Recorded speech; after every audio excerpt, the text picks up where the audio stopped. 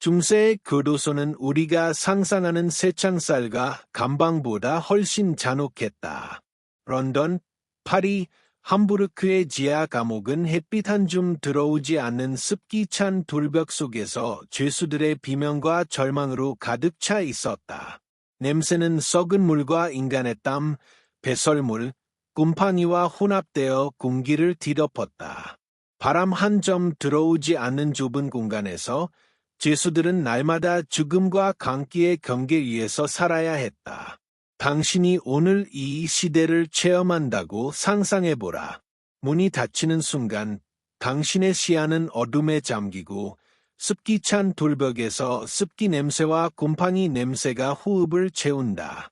바닥은 미끄럽고 진흙과 배설물로 덮여 있으며 쇠사슬과 녹슨 철문이 당신의 자루를 삼킨다. 공포는 바로 그 순간부터 시작된다. 인간은 햇빛이 없고 소리가 없는 환경에서는 서서히 현실 감각을 잃는다.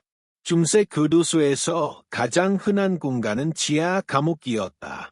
죄수들은 좁은 칸막이 안에 갇히고 때로는 한 방에 수십 명이 함께 갇혔다.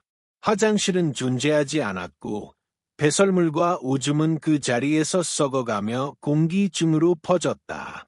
물은 제한적이었고 대부분 더럽고 썩은 것을 마셔야 했다.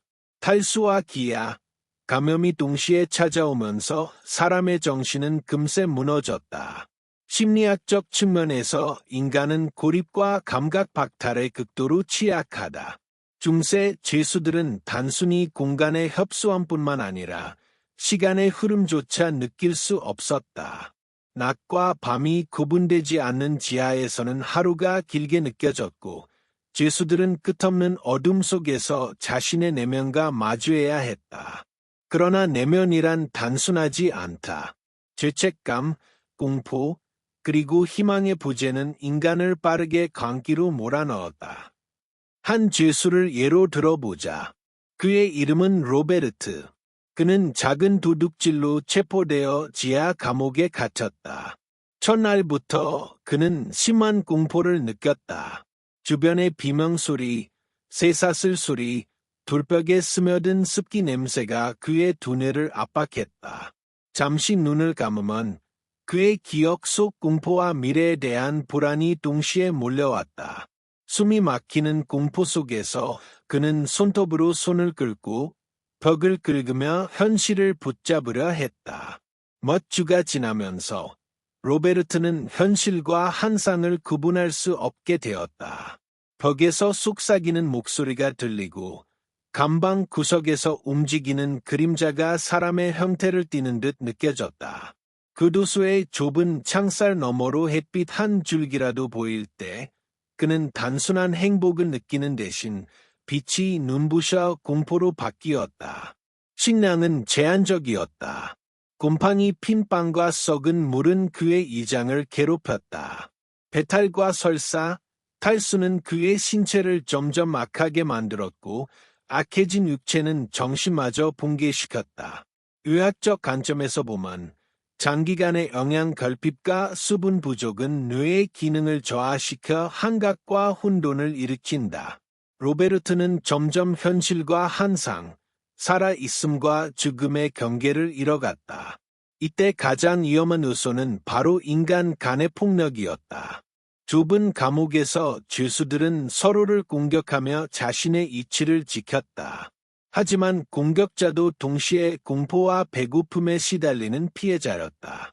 사회적 규범과 법이 존재하지 않는 이곳에서 죄수는 인간성과 생존 본능 사이에서 끊임없이 갈등해야 했다. 중세 교도소는 단순히 공간의 협소함만 문제가 아니었다.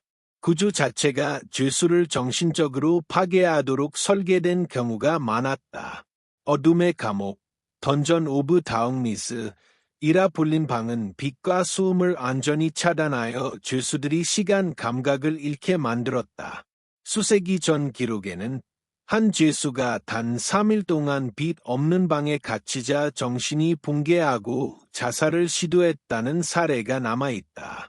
심리적 고립에 더해 냄새와 이색 문제도 중요했다. 인간의 후각은 공포와 기억을 강화하는 주요 수단이다.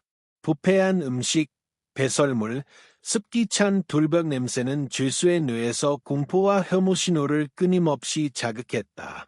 몇 주 후, 죄수는 실제로 자신이 냄새 속에 녹아버린 듯한 감각을 느끼며 더 이상 현실과 구분할 수 없게 된다.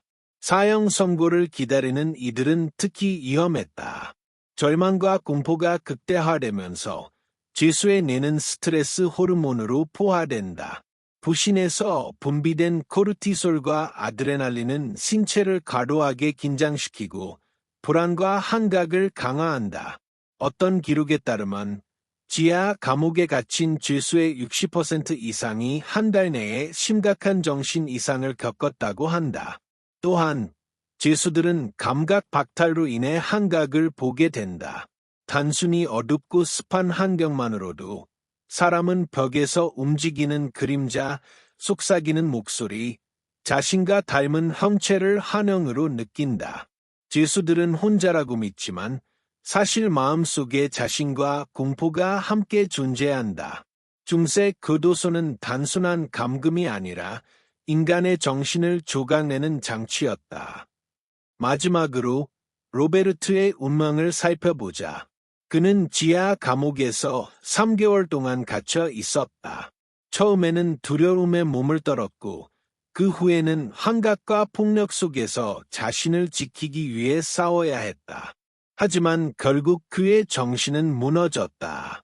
현실과 환상이 뒤섞인 상태에서 그는 스스로를 쇠사슬에 묶고 바닥에 쓰러졌다. 중세 교도소는 단순한 형벌의 장소가 아니었다. 그것은 죄수의 신체와 정신을 동시에 파괴하도록 설계된 살아있는 지옥이었다.